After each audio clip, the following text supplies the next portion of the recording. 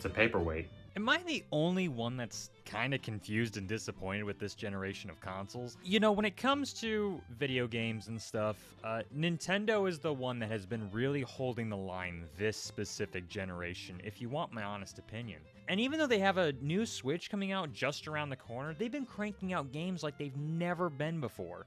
It's amazing. They've had this year Paper Mario The Thousand Year Door remake. You have, I believe that Princess Peach game came out this year.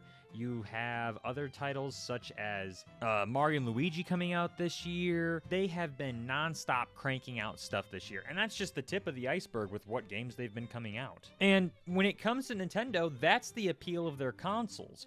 You buy a Nintendo system to play Nintendo games. If you want to play Pikmin 4, there is only one way to legally play that game, and it's on the Switch. Of course, you have ways around that, but you gotta buy a Switch to play Pikmin 4. You purchase a Nintendo console to play Nintendo games. You know for a fact you'll miss out on something like Tears of the Kingdom if you don't purchase a Switch.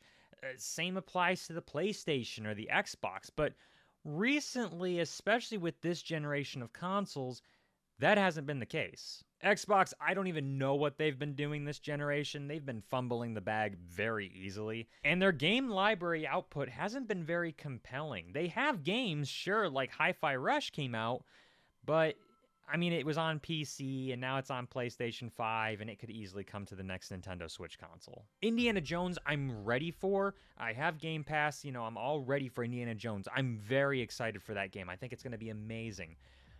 But it's disappointing that it's also coming to PC and it's also coming to PlayStation 5. It's cool that you get to choose the console that you want to play the game on, but at the same time, there's real no incentive to own an Xbox now. There's real no incentive when you can either play it on PC or later down the road when, you know, the year exclusivity runs out, you can purchase it for the PlayStation 5. I know that's what I'm going to do. I'm going to play it on Game Pass, download it for free, delete it once I'm done, and then purchase a physical copy for the PlayStation 5 once this is all said and done.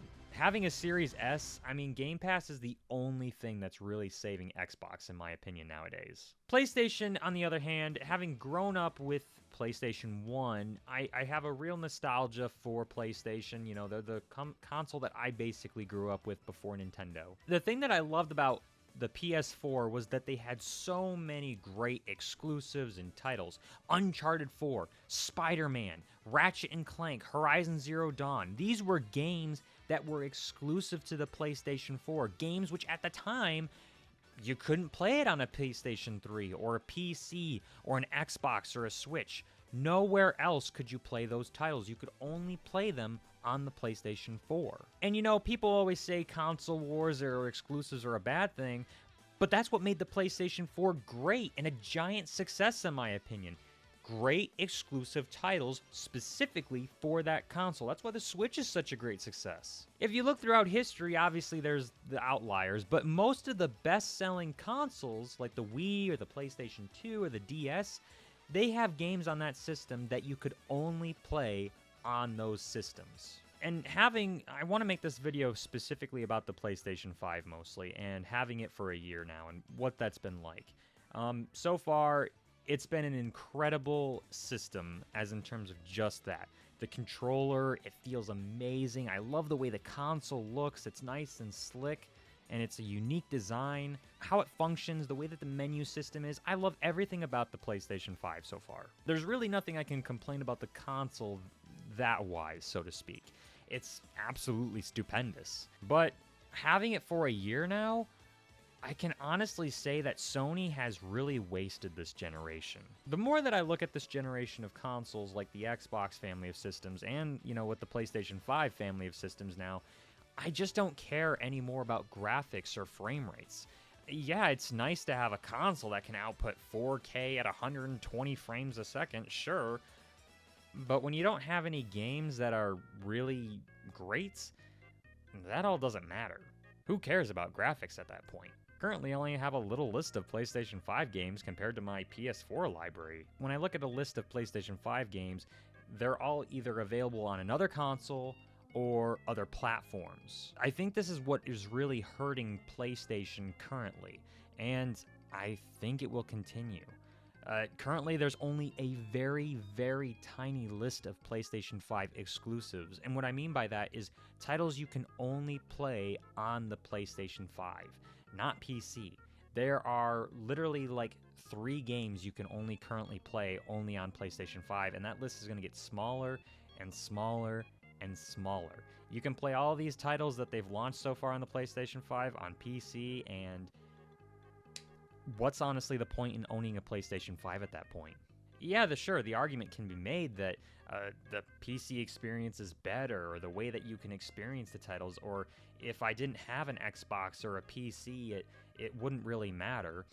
But I feel like Xbox and PlayStation now just don't care about their customers or their consumers, and that's a whole other discussion, but they don't care about their supporters who've been there since the beginning, who purchased their consoles. I purchased a PlayStation 5 because I was promised great experiences that I could only play on PlayStation 5.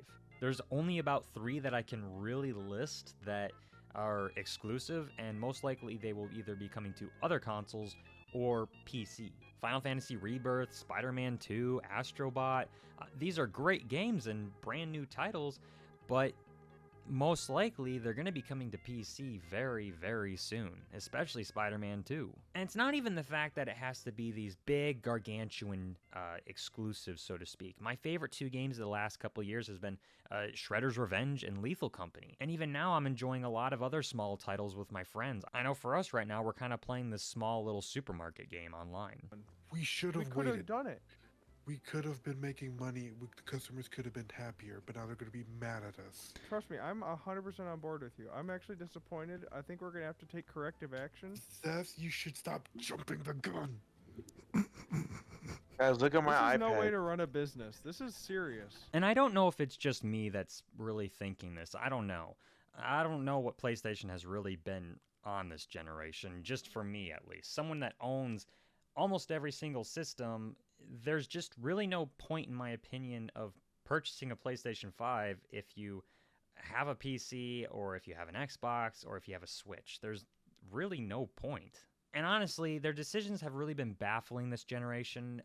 They've lost so much money on games that have flopped lately. I know Concord, that was kind of a baffling and confusing announcement. It didn't look good in my opinion. I didn't even try out the beta test that they had. It just looked like a watered-down Overwatch. I mean, that PlayStation 5 Pro is looking atrocious, and honestly, you can't tell the difference in the way that the titles look. I mean, I feel like I need to get my eyes tested to see the difference. Graphics, in my opinion, have really come to an all-time high, and it's always impressive to see the new technology that will come out, or just how cool it is. But games are what sells a console. Exclusive games, only for that console. You purchase a PlayStation 5 because you want to play Spider-Man 2. You purchase a PlayStation 5 because you wanted to play the new Horizon Forbidden West, or the new Astro Bot game.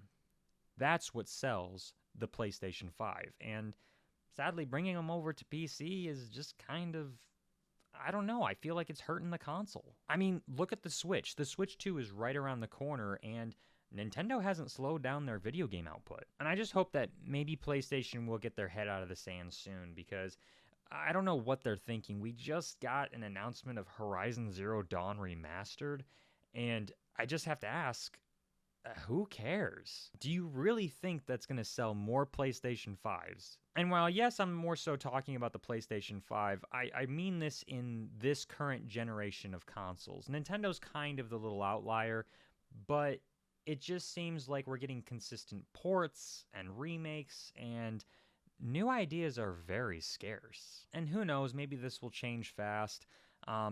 If it doesn't, I know when they announce that PlayStation 6, I'm going to be rolling my eyes. I'm not going to care. Great exclusives are what sell a console, and that's the only way I'll even be interested in a next generation. Because right now, all the PlayStation 5 is doing is holding my taxes.